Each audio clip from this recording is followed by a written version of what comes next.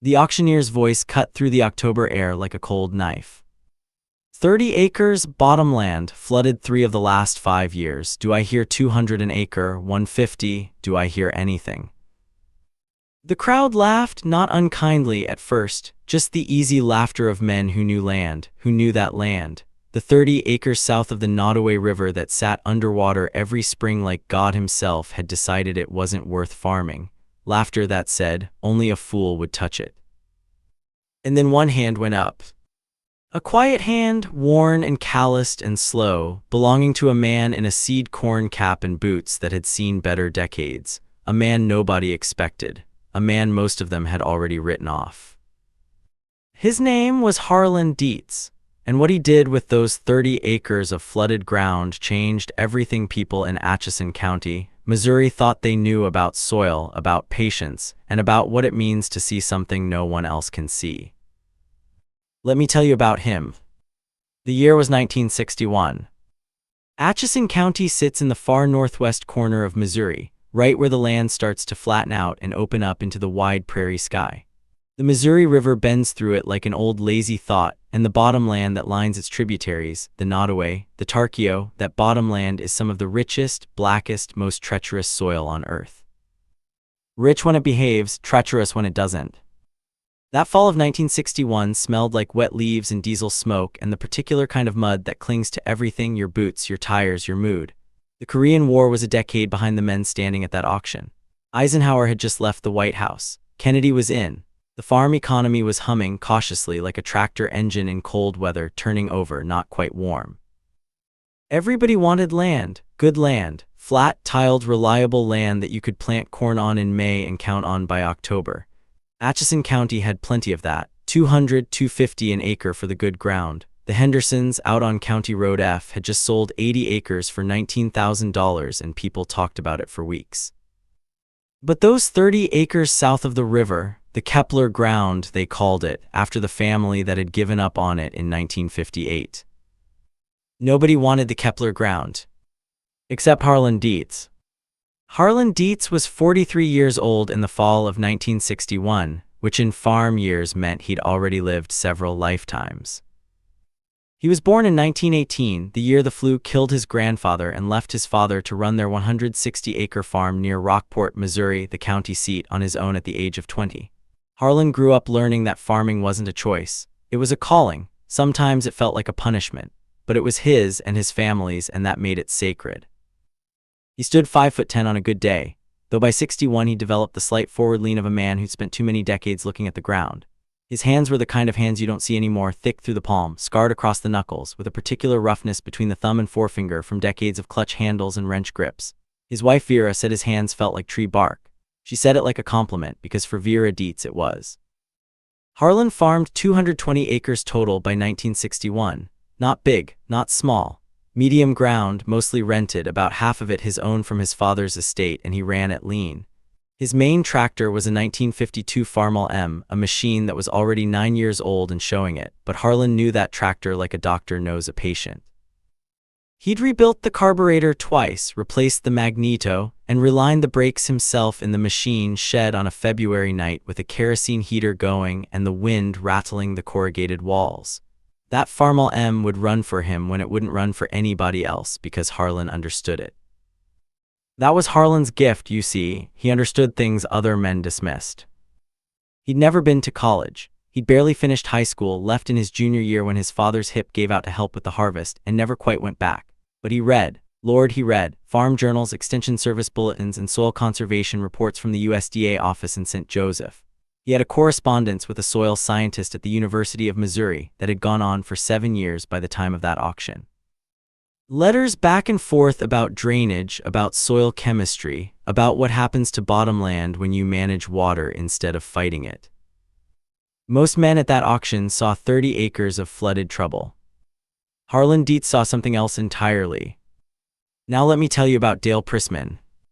Because every story of a quiet man proving himself has, somewhere in it, a loud man doing the doubting.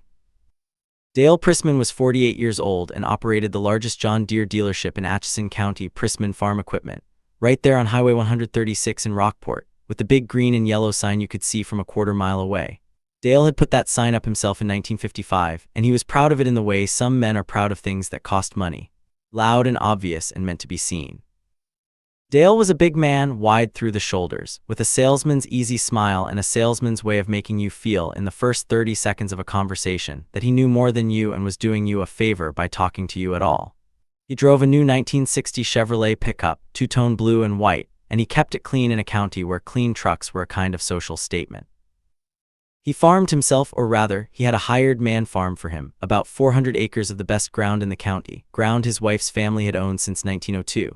Good flat ground, well-tiled, reliable. He ran 2 brand-new John Deere 3010 tractors on it, bought at his own dealership at cost, naturally, and he made sure people knew what he was running. Made sure they knew what everything cost. Dale Prissman was not a bad man, exactly. He was the kind of man who confuses confidence with wisdom and volume with truth. He'd never been humbled by a piece of ground, never had to be. And that right there is a dangerous thing for a farmer. He was standing at that auction that October day in 1961 wearing a new Carhartt jacket and holding a cup of coffee from the thermos his wife had packed. And when Harlan Deetz's hand went up for the Kepler ground, Dale Prissman turned to the man next to him, Bud Farquhar, who ran the county extension office, and he said it loud enough for a dozen men to hear. Well, old Harlan's finally lost what was left of his mind. The laughter that followed wasn't entirely unkind. But it wasn't kind either. The bidding didn't last long. The auctioneer, a lean man named Calvin Pratt who'd been calling sales in Atchison County since 1947, had long since given up on enthusiasm for the Kepler ground. He'd opened at $150 an acre, mostly out of professional obligation. When Harlan's hand went up, Calvin looked almost surprised. $150 to the gentleman in the back. Do I hear $175? Silence. $160. More silence. A crow called from somewhere in the tree line along the river. $150 going once. Dale Prissman from the front of the crowd raised his coffee cup in a kind of mock salute and said, loud enough to carry, "Give you 100 and a prayer, Calvin, that's all it's worth." More laughter. Even Bud Farquhar from the extension office smiled, though he'd later say he wished he hadn't. Harlan Deetz didn't move, didn't look at Dale, didn't acknowledge the laughter at all. He just stood there with his hands in the pockets of his canvas work coat, watching Calvin Pratt.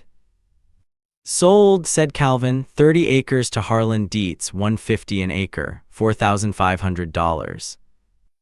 $4,500. That was real money in 1961. That was Harlan's savings from 3 careful years of farming, plus a small loan from the Farm Home Administration at 4% interest. He worked out the numbers on a legal pad at the kitchen table with Vera in August, before the auction was even announced, because he'd known the Kepler ground was going to come up for sale. He'd been watching it for 2 years. As the crowd began to break up, men pulling on gloves, walking back toward their pickups, Dale Prissman made his way toward Harlan, not meanly, just with the easy authority of a man who considers himself the county's unofficial agricultural advisor. "Harlan," he said, extending his hand, "I'll be honest with you, that's a bad buy." Harlan shook his hand. "Maybe," he said. "That ground floods every spring, you know that, right? 3 to 4 feet of water through May. By the time it dries out, you've lost your planting window. Ground's too heavy to work anyway, compacts badly when it's wet." Dale shook his head with what seemed like genuine sympathy. "You'd have been better off waiting. Good ground comes up for sale. This isn't good ground." "It isn't," Harlan agreed. "Not yet." Dale looked at him for a moment. "What are you going to do with it?" "Farm it," Harlan said. Dale Prissman laughed, a short, certain laugh. "Farm what, catfish?" That got a good chuckle from the 2 men standing nearby. Harlan just nodded once, the way he always nodded when he'd heard enough, and walked back toward his truck. His 1955 Ford F-100 with rust along the running boards, a crack in the passenger window he'd taped with electrical tape in 1959 and never gotten around to fixing. He drove home to Vera and told her the ground was theirs. "What did people say?" she asked. "What they always say," he told her. "Let me pause here and ask you something. Have you ever had an idea, a real idea, one that came from long thinking and careful study, and had someone laugh at it before you even had a chance to try? Have you ever felt that particular loneliness of seeing something clearly that nobody around you could see?" Because that's where Harlan Deetz lived in the winter of 1961 and 1962. Alone with what he knew. And what he knew was extraordinary. Harlan had been studying the Kepler ground since 1959. Not just looking at it, studying it. It started with a bulletin he'd received from the University of Missouri Extension Service, a 16-page document on bottomland rice culture in Missouri, published in 1957 by a soil scientist named Dr. Raymond Ellett. The bulletin laid out in careful academic language what the old-timers in southeast Missouri's Boothiel region had known for decades, that certain bottomland soils in Missouri, particularly the heavy clay silt soils that retained water, were almost perfectly suited for rice production. Rice in Missouri. Harlan had written to Dr. Ellett the same week he read the bulletin. He introduced himself as a farmer from Atchison County with a particular interest in problem soils, and he asked a very specific question. Could the flooded bottomland soils of the Nodaway River drainage in northwest Missouri support rice cultivation? Dr. Ellett wrote back within 2 weeks. His answer was careful and measured, as academics tend to be, but the core of it was, possibly yes if managed correctly with attention to variety selection and water control. That correspondence went on for 3 years. By the fall of 1961, Harlan had accumulated 47 letters from Dr. Ellett. He had 2 USDA bulletins on water control structures for small rice paddies. He had a hand-drawn plan for a simple levee system for the Kepler ground, not elaborate, not expensive, but precise, that he'd worked out himself based on the topographic survey he'd borrowed from the county assessor's office and copied by hand.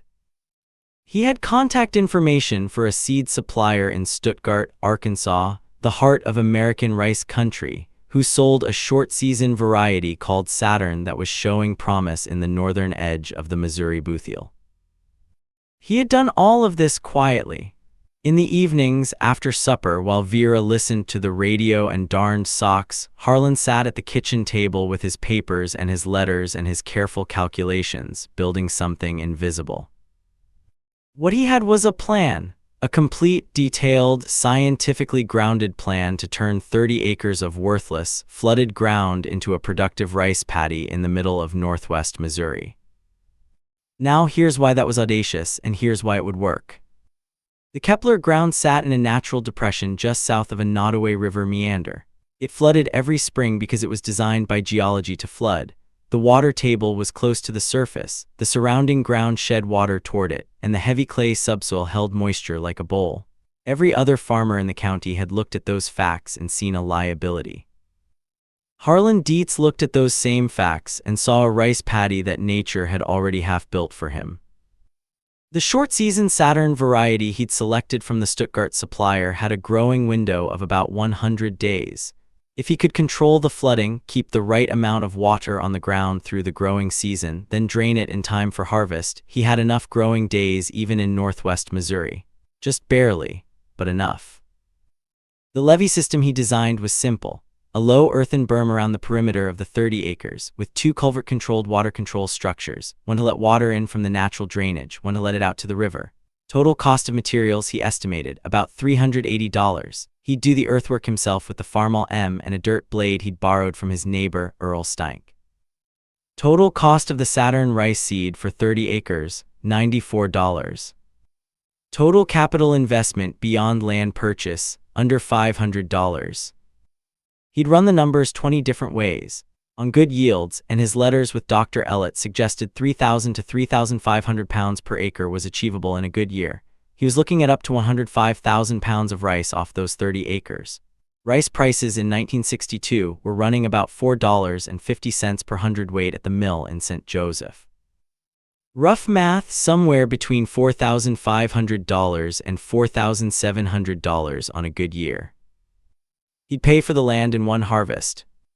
Nobody knew any of this, not Bud Farquhar at the extension office, not Dale Prissman, not the men who'd laughed at that auction.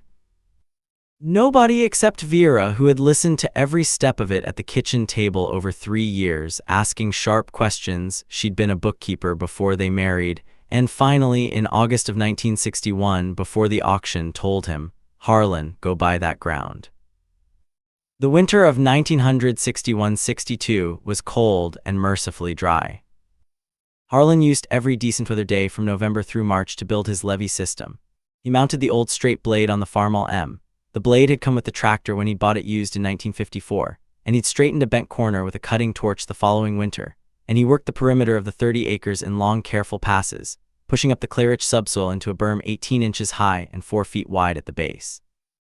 The work was slow. The M had 45 horsepower on a good day, and the clay was heavy and stubborn. Some mornings, Harlan would get out to the ground at first light, 6:30 in January, with the temperature in the low 20s and the frost crystals standing on the old corn stubble from the previous tenant, and he'd run that tractor for 6 hours straight. Stop only to refuel from the 5-gallon jerry can in the back of his truck. Eat lunch standing up beside the tractor, sandwich Vera had packed, a thermos of coffee, and go back to it. By March, the levee was done. He'd set his 2 culverts himself, 18-inch corrugated metal culverts with wooden control boards, simple and effective, with help from his son Gary, who was 17 and home from school on a Saturday. Gary didn't say much as they worked, but that evening at supper he asked his father, "Dad, is this really going to work?"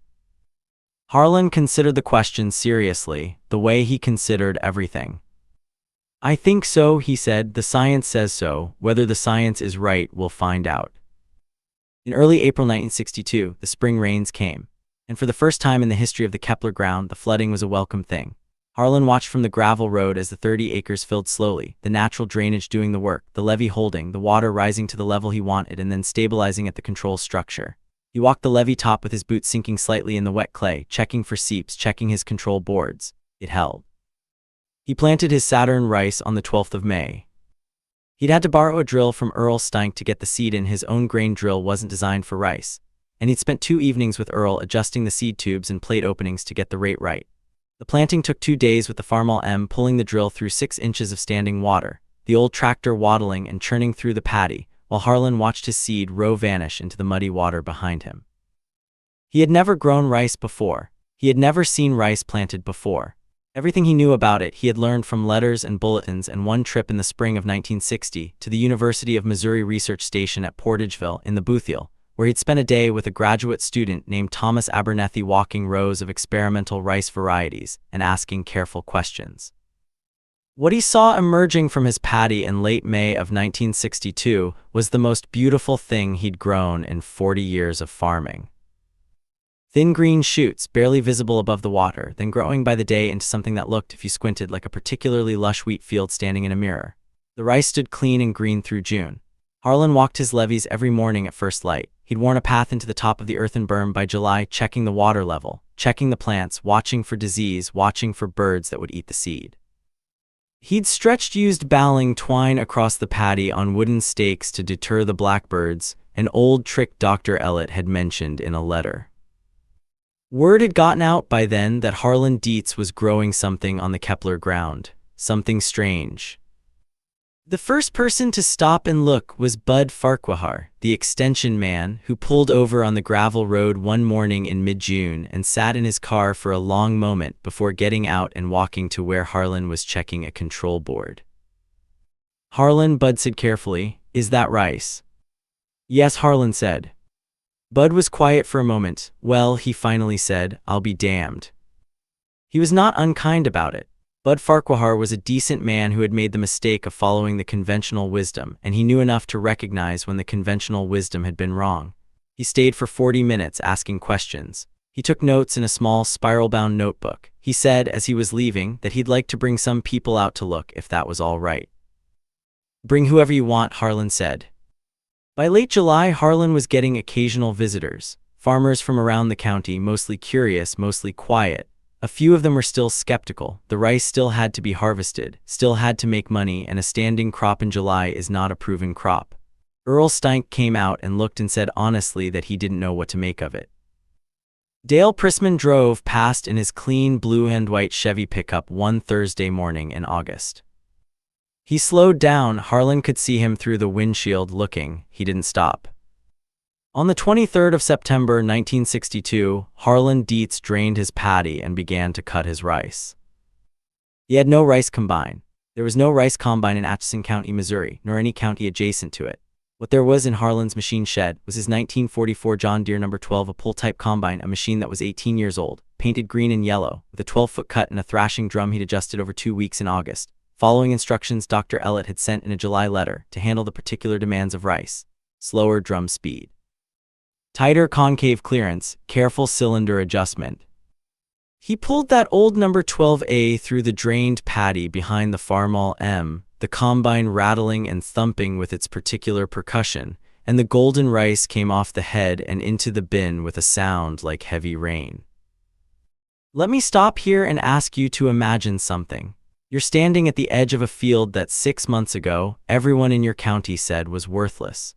You're watching an old machine that everyone said was too old to do a job that everyone said couldn't be done in a part of the country where everyone said this crop couldn't grow. And it's working. What does that feel like? Harlan Deetz later told his son Gary that it felt quiet, not a celebration, just an enormous, bone-deep quiet like the last note of a long piece of music. He ran for 3 days to cut all 30 acres. On the evening of the third day, with the last load in the gravity wagon and the farmall M shut down in the field, Harlan sat on the seat of the No. 12A and looked at the empty paddy going gold in the September light and allowed himself briefly to feel satisfied. His total yield was 97,800 pounds, just over 978 hundredweight. At $4.50 per hundredweight from the grain merchant in St. Joseph, Missouri, who had agreed after a skeptical phone call in March to handle his rice, $4,401. The land had paid for itself in 1 season. The scales at Garner and Sons Grain in St. Joseph didn't lie. Chester Garner, who ran the business his father had founded in 1921, had taken Harlan's call in March with the careful patience of a man who didn't want to be rude to a farmer who was almost certainly wasting his time. He'd agreed to price the rice on delivery, contingent on quality. He'd half expected to never hear from Harlan Deetz again. When Harlan's truck, 2 loads actually, because the gravity wagon made 2 trips to fill the truck, pulled onto his scale in late September with nearly 50,000 pounds of clean, dry Saturn rice, Chester Garner walked out of his office, looked at the grain, ran it through his hand and said, "Well, I'll be." He called a colleague at a rice buyer in St. Louis. The price was confirmed. He wrote Harlan a check. Word travels in a county like Atchison. It travels the way everything travels: at the coffee counter at Morrison's Cafe in Rockport, at the elevator, at the Farmers and Merchants Bank where Harlan went quietly and paid off his FHA loan 14 months ahead of schedule. The loan officer, a young man named Gerald Watts who had approved the loan with some reluctance in the spring, shook Harlan's hand and said he'd never seen a 4-year note paid in 18 months before. "First year," Harlan said, and Gerald Watts blinked. By October of 1962, Atchison County knew what had happened on the Kepler ground. Dale Prissman heard about it from Bud Farquhar, who had been out to see the harvest and who told the story with the particular enthusiasm of a man trying to make up for his earlier skepticism. Dale heard it standing in his dealership showroom, between a new John Deere 3020 and a 4020, and he was quiet for a longer time than he usually was. He drove out to the Kepler ground, Harlan's ground now. People were already starting to call it the Deetz ground on a Thursday morning in mid-October. The paddy had been drained and the stubble stood brown and knee-high in the early light. Harlan was there, checking his control structures for winter. Dale got out of his truck. He walked to where Harlan was standing at the culvert, and he stood beside him and looked at the 30 acres for a while. "I heard the number," Dale said finally, "from Chester Garner." Harlan nodded. "I owe you an apology," Dale Prissman said, and the thing was, you could tell from how he said it that it cost him considerably. Dale Prissman was not a man who apologized easily or often. "I laughed at you. At the auction, I said things I shouldn't have said." Harlan looked at him. "You believed what you knew," he said. "Nothing wrong with that." "What I knew," Dale said slowly, "apparently wasn't enough." They stood there together for a minute in the October quiet, 2 men looking at 30 acres of harvested rice stubble in northwest Missouri, 1962, and there wasn't anything else that needed to be said. Nobody was laughing now. Harlan Deetz grew rice on those 30 acres for 21 consecutive years. Through drought and wet years, and the creeping anxiety of the late 1970s and the pure terror of the early 1980s farm crisis, those 30 acres were bedrock. When corn prices collapsed in 1981 and 1982, and farmers across the Midwest were drowning in debt they'd taken on during the boom years, Harlan's rice paddy kept throwing off $3,500 to $4,800 a year like clockwork. It wasn't a fortune. It was stability, and in those years, stability was everything. He never stopped improving it. In 1967, with help from Earl Steinke and two other neighboring farmers who'd come to him, quietly and a little sheepishly, for advice, he rebuilt his water control structures with poured concrete in place of the wooden boards. Cost him $290 in materials and 3 weekends of work. Those structures are still there. In 1971, he planted his first crop of Japanese short-grain rice on a test plot of 2 acres, seed he'd gotten through a contact at the University of Arkansas to see what the market might do. The test yielded well, but the specialty market in Missouri in 1971 wasn't ready for it. He went back to Saturn, patient as always. He replaced the old Farmall M in 1968 with a 1961 International 560 diesel, bought used for $1,800 from a farm sale over in Holt County, and ran it alongside the old No. 12A combine for another 6 years before the combine finally needed a thrashing cylinder that was no longer available new. He fabricated a replacement himself with help from a machinist in Maryville and kept the old machine going until 1976, when he finally bought a used Gleaner F combine with a modified rice head for $4,200. He'd saved for it for 3 years in cash. His son Gary took over the rice ground in 1983, when Harlan's eyes started going bad and his knees made the levee walks difficult. By then, Gary had farmed alongside his father long enough to know every inch of the paddy, every quirk of the drainage, every adjustment the old combine had needed.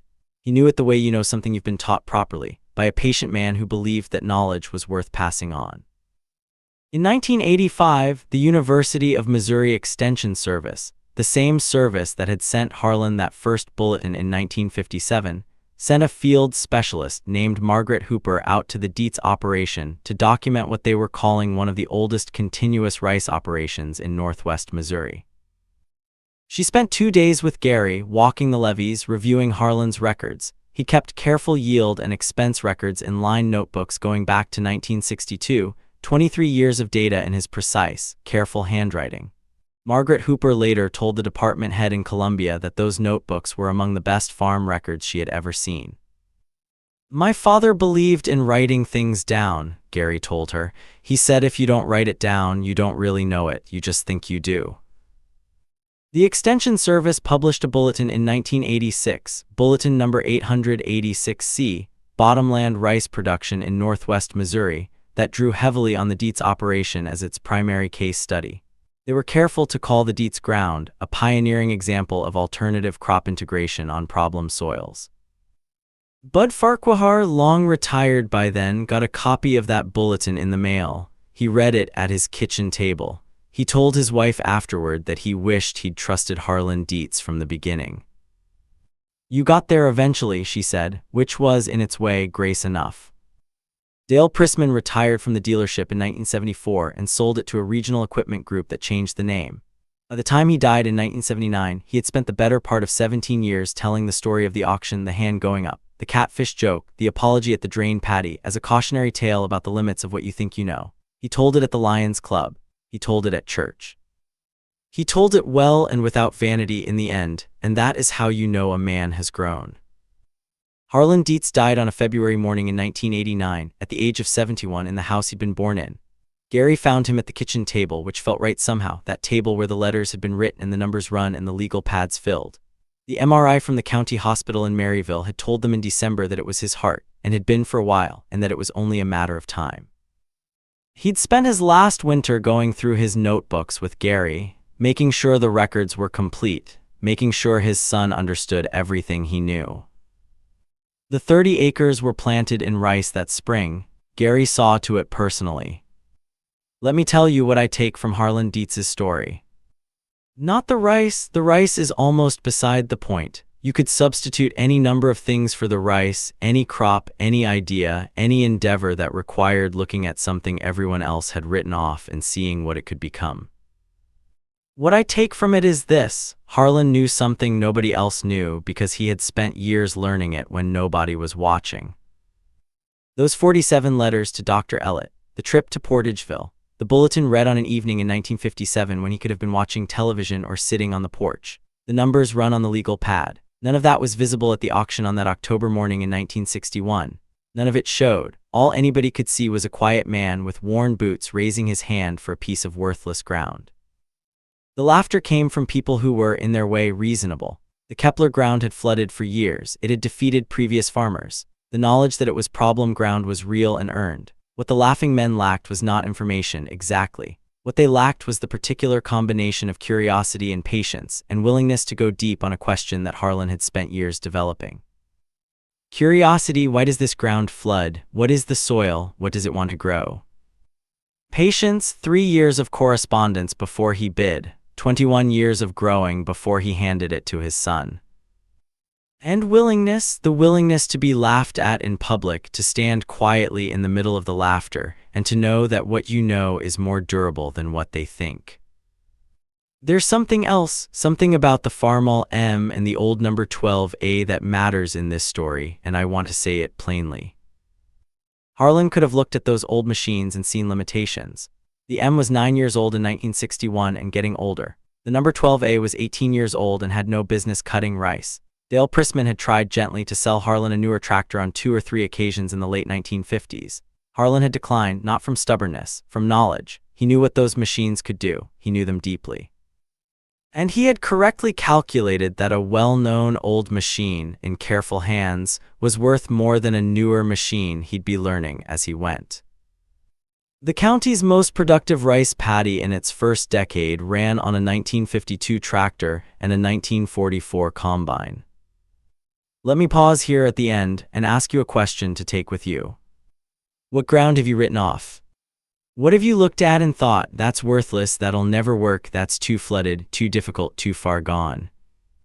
Because Harlan Deetz would tell you, he told Gary, who told the University of Missouri Extension specialist, who put it in the bulletin, that the most valuable agricultural land he ever owned was land that everyone else had refused to bid on.